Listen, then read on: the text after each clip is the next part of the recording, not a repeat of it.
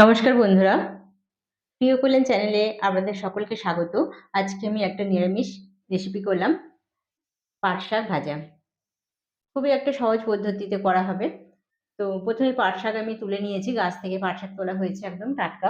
তো বেশ ভালোভাবে পরিষ্কার করে নেওয়া হয়েছে। এবার আমি কড়াইয়ের মধ্যে কিন্তু জল, তেল আর লবণ দিয়ে পাট শাকগুলো তুলে দিয়েছি এবং এটা বেশ কিছুক্ষণ আমি সেদ্ধ হতে দেবো।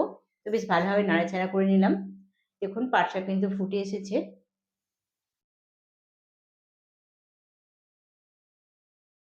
তো আমি এবার কিন্তু এর মধ্যে একটু চাপাও দিয়ে দেবো, কারণ আরেকটু সেদ্ধ করতে হবে।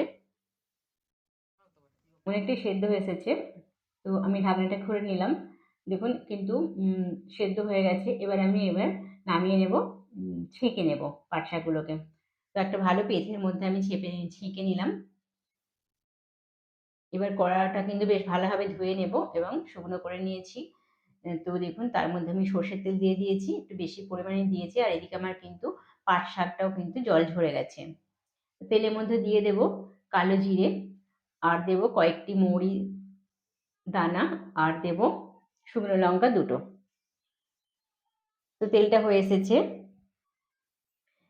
জল ঝরানো পাট শাকটা কিন্তু এবার আমি এর মধ্যে তুলে দেব। আর বেশ সময় ধরে কিন্তু রান্নাটা করতে হবে। উম, একটু সময় লাগবে, কারণ পাট শাকটা যতটা ভাজা ভাজা হবে টেস্ট কিন্তু তত সুন্দর হবে।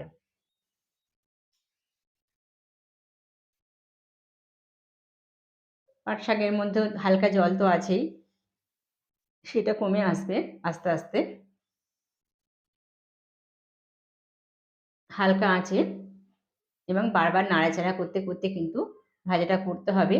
অনেকে পেঁয়াজ দিয়ে করে, কিন্তু নিরামিষ কিভাবে করতে হয় এবং সেটা কিভাবে আরো টেস্টফুল হবে এবং শাকটা কি করে ঝরঝরে হবে, যার জন্য কিন্তু উম, আমি আগেই কিন্তু সেদ্ধ করার সময় দিয়ে শাকের উপর কিন্তু তেল দিয়েছিলাম যথেষ্ট পরিমাণে, যাতে করে শাকগুলো লেগে না থাকে। তো আমি চিনি দিয়ে দিলাম শাকের মধ্যে।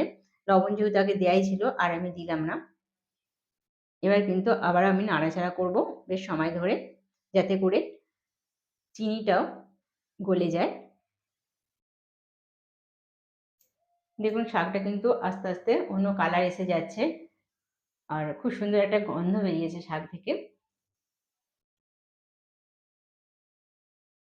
আর যেহেতু টাটকা শাক একদম খুব সুন্দর লাগছে।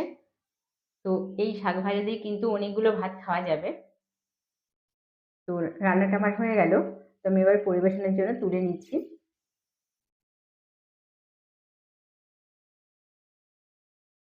এইভাবে আপনারা কিন্তু নিরামিষ পাট শাক রান্না করতেই পারেন, খুব অল্প সময়ে এবং অল্প উপকরণে।